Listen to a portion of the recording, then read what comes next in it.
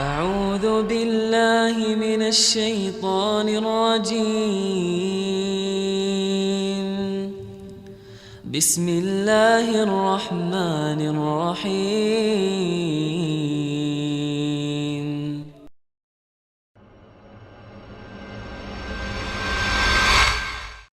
Wallahi jamaah, ada seorang syekh cerita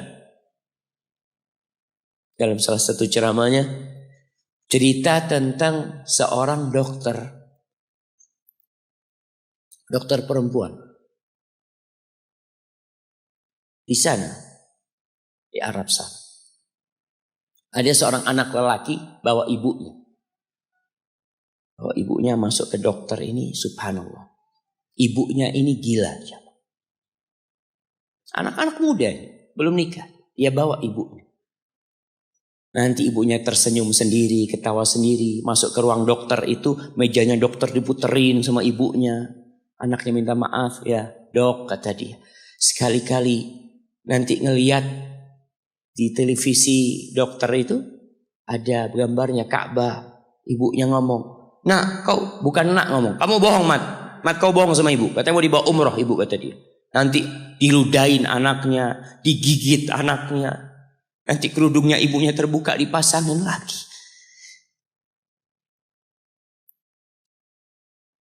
Itu dokter tanya sama anaknya, ini siapa? Ibu anak, kata dia.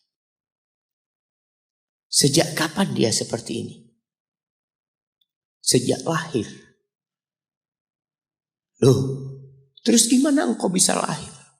Iya, sama kakek anak, ibu anak dinikahkan. Tapi 10 bulan diceraikan. Ya karena seperti ini, Pak. Anak lahir dari rahim ibu anak. Dan seperti ini kelakuan. Iya, kata dia. Engkau berbakti sama dia, kata dia. Dia kan gak kenal sama engkau. Iya, dia gak tahu sama anak. Tapi Allah tahu kalau dia ibu anak, kan. Allah tahu kalau dia ibu anak. Anak harus berbakti. Ditanya, ibumu sakit apa? Ibu kena gula, kata dia. Setelah dikasih resep, itu dokter cerita, pasiennya keluar, ditutup pintunya. Dokter ini nangis. Dia mengatakan, ana sering dengar ceramah tentang birrul walidain. Ana sering mendengarkan tausiah ustaz tentang berbakti kepada orang tua. Tapi ana baru sekarang melihat kebaktian seorang anak sama orang tuanya. Ibunya gila, dia tetap berbakti. Dan dia mengatakan, iya ibu anak gak tahu sama anak, tapi Allah tahu kalau dia ibu anak. Dan yang ngasih wasiat supaya kita berbakti sama orang tua itu Allah, jemaah. Apapun yang dilakukan orang tua kita.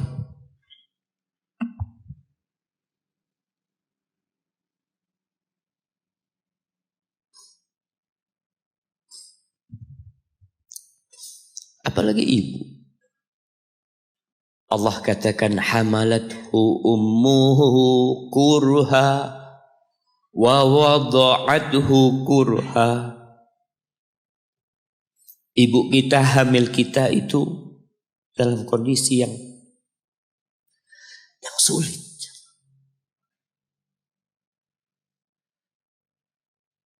Ada ibu yang harus bed rest demi anaknya lahir. Demi kita lahir, ibu kita itu bed rest. Capek dikit keluar darah. Ada yang harus hamil kita dalam kondisi dia ditinggal sama suami. Dia harus cari nafkah sendiri. Ada yang harus muntah-muntah demi kita. Allah. Lalu kita berdiri buat ibu kita, capek. Diceritakan seorang, ya kita semua tahu ceritanya, tentang 3 orang yang masuk ke dalam gua. Kemudian gua itu tertutup dengan batu yang menggelinding. Lalu mereka bertawasul dengan amal soleh mereka. Salah satunya yang mengatakan, Ya Rabbi, Allahumma, Ya Allah, aku punya 2 orang tua. Aku punya 2 orang tua. Yang aku senantiasa memberikan susu kepada keduanya sebelum keluarga yang lain minum susu. Dia sudah menikah, dia punya istri, punya anak. Pada suatu hari, ya Allah, aku kejauhan cari rumput. Sehingga aku balik dalam kondisi orang tua sudah tidur. Maka aku pereskan susu buat keduanya, ya Allah. Allah tahu, tapi dia mau cerita sama Allah. Dia ingin tawasul dengan amal soleh dia. Lalu aku taruh di wadah. Aku datang ke bapak ibuku, mereka tidur. Maka aku berdiri di hadapan kedua. Jamaah, bukankah bisa dia taruh di sebelah meja ibunya susu itu? Dia ambilkan meja, taruh di sana, dia bisa tidur. Dia sudah berbakti sama orang tuanya dengan seperti itu. Tapi anak ini tidak. Aku berdiri, ya Allah, aku gak ingin membangunkan keduanya. Dan aku terus berdiri, aku pegang itu susunya. Sampai mau subuh bangun, aku serahkan kepada kedua. Anak-anaknya nangis minta susu. Kata dia, lah, sampai bapak ibu aku minum. Kalian jangan minum.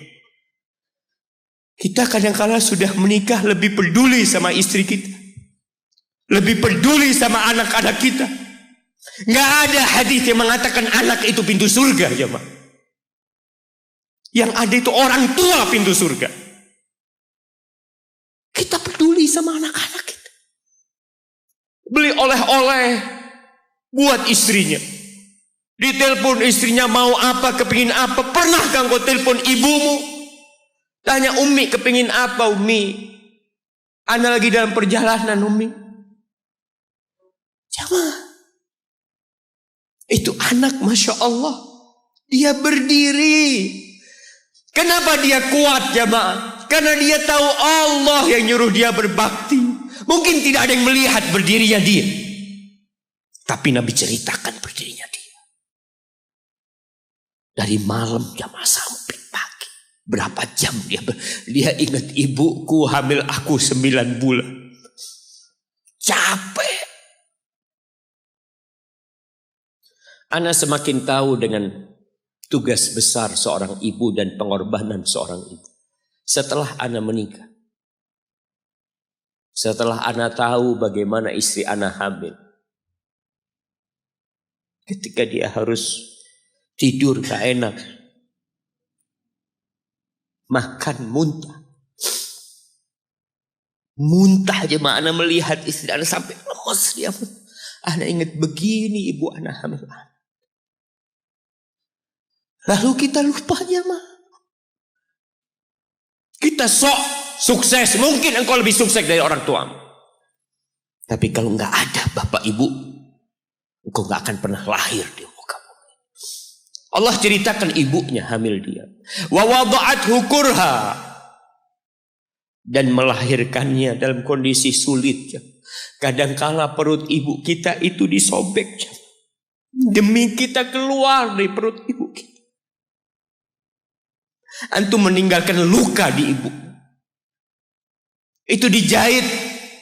Kalau antum anak ketiga, Allahu Akbar. Berapa kali dibelah perut ibu kita coba. Tubuhnya jadi jelek gara-gara kita. Tapi dia gak peduli, yang penting antum lahir dengan selamat. Kalau ibu kita dikasih pilihan. Ini gak bisa diselamatkan dua-dua. Salah satunya akan meninggal dulu. Kira-kira apa kata ibu antum? Iya, gak apa-apa dok, selamatkan bayinya dok. Gak apa-apa dok, biar dia lahir dok. Subhanallah. Berapa banyak ibu yang meninggal dunia ketika dia melahirkan anak. Wa hamluhu wa fisaluhu 30 syahra.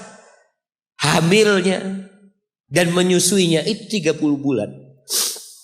Artinya bukan ketika antum lahir selesai. lelahnya ibu kita. Memang ketika antum lahir dengan selamat, Allahu Akbar. Ibu itu lupa dengan rasa sakit dia 9 bulan.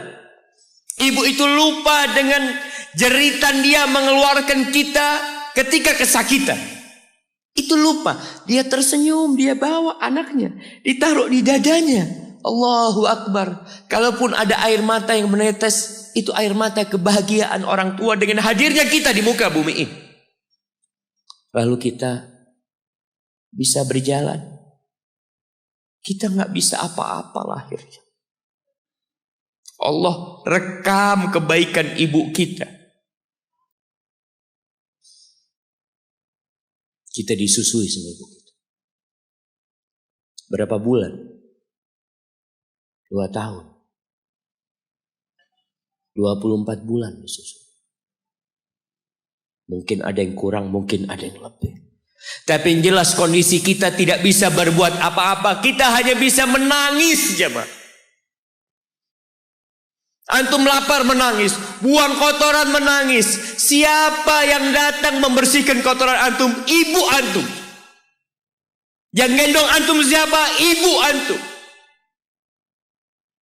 Dia susui. Subhanallah, sampai anaknya agak besar sedikit, diajari bicara sama ibunya, diajak ngomong sama ibunya, diajarin berdiri sama ibunya, diajarin berjalan sama orang tuanya. Allahu Akbar. Kemudian ketika antum sukses, antum berangkat ke luar negeri, antum berangkat ke luar kota, meninggalkan kedua orang tua antum, boleh, asalkan dengan ridho orang tua antum. Kalau ibu antum telepon, antum di Batu sini, kuliah, sampai sukses jadi pengusaha di sini. Ibu antum di kampung telepon, nah, ibu ingin engkau balik ke kampung. Jangan pernah mengatakan, Bu, anak kerjanya di sini, ibu. Saya ditugaskan di sini. Tinggalkan semua pekerjaanmu, pulang ke rumah. Ustaz, gimana dengan istri dan anak-anak? Yang ngasih makan istri sama anak-anak antum itu Allah Jalla Jalla. Bawa pulang ke kampung. Hidup sama ibu antum. Jamaah, ada seorang sahabat yang izin untuk berjihad. Izin untuk mendapatkan surga yang paling tinggi. Izin untuk bisa memberikan syafaat kepada 70 dari keluarganya.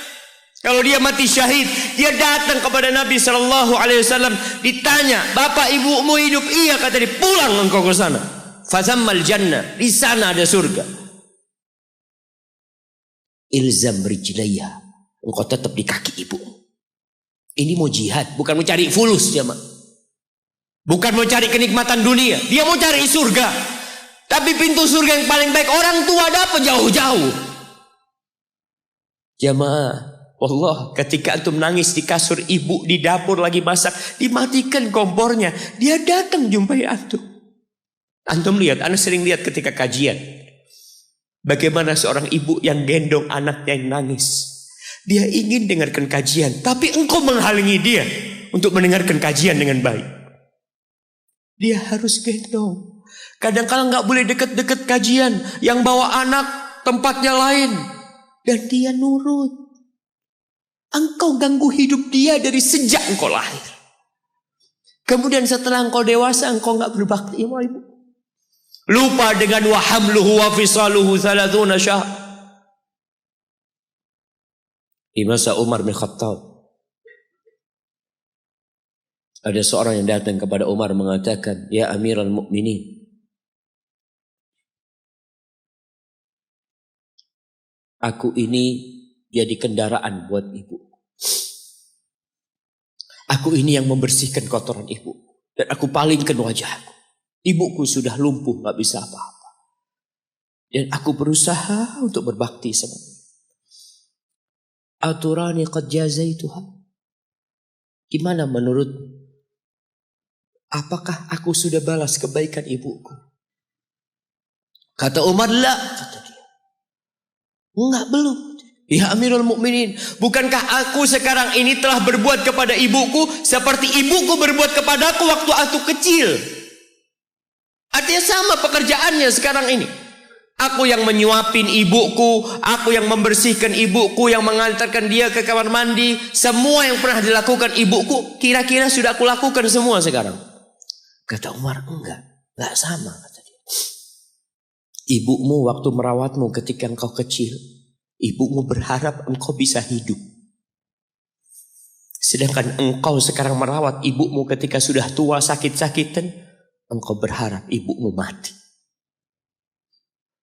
Allah, iya, kita kadang-kala merasa lelah merawat ibu yang sudah tua.